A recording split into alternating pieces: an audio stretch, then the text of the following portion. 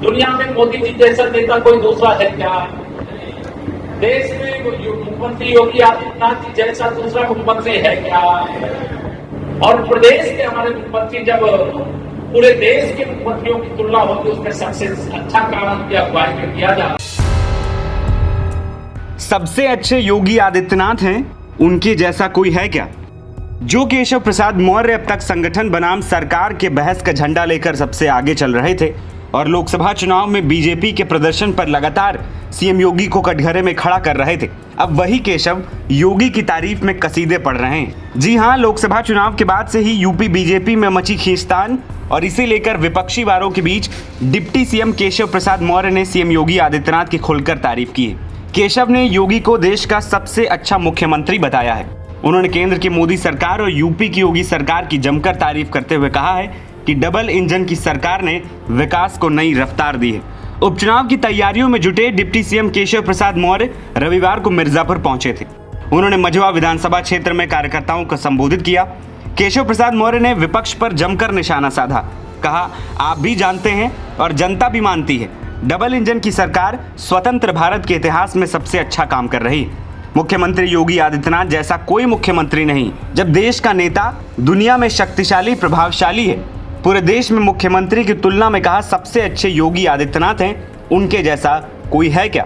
और मैं मानता हूं कि आप भी अब जानते हैं, मानते हैं और जनता भी ये जानती और मानती है कि हमारी डबल इंजन की सरकार स्वतंत्र भारत के इतिहास में सबसे अच्छा काम कर रही है।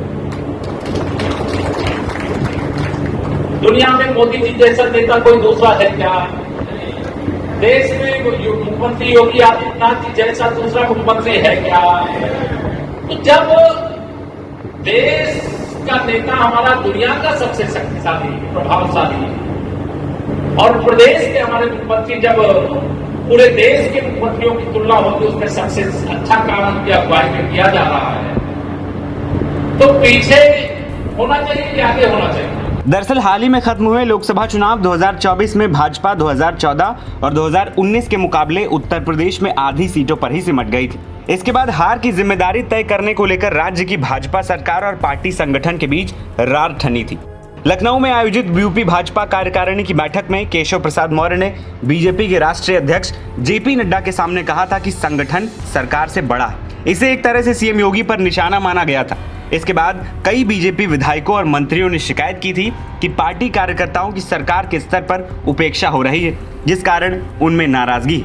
वहीं मुख्यमंत्री योगी आदित्यनाथ ने लोकसभा चुनाव में लगे झटके के पीछे अति आत्मविश्वास को बड़ा कारण बताया था। इसके बाद बहस छिड़ गई थी कि सरकार बड़ी या फिर पार्टी संगठन। सूत्रों के मुताबिक दोनों उप मुख्यमंत्रियों केशव प्रसाद मौर्य और ब्रजेश पाठक को दिल्ली तलब किया गया था। मुख्यमंत्री योगी आदित्यनाथ भी राष्ट्रीय राजधानी के दौरे पर थे। अटकलें लगने लगी कि यूपी में नेतृत्व परिवर्तन हो सकता है, लेकिन बीजेपी ने साफ किया कि 2027 का विधानसभा चुनाव योगी आदित्यनाथ के नेतृत्व में लड़ा जाएगा। साथ ही केशव प्रसाद मौर्य और ब्रजेश पाठक को सरकार विरोधी बयानबाजी करने से बचने और एकजुट रहने की सलाह दी गई थी। एनबीटी ऑनलाइन की रिपोर्ट।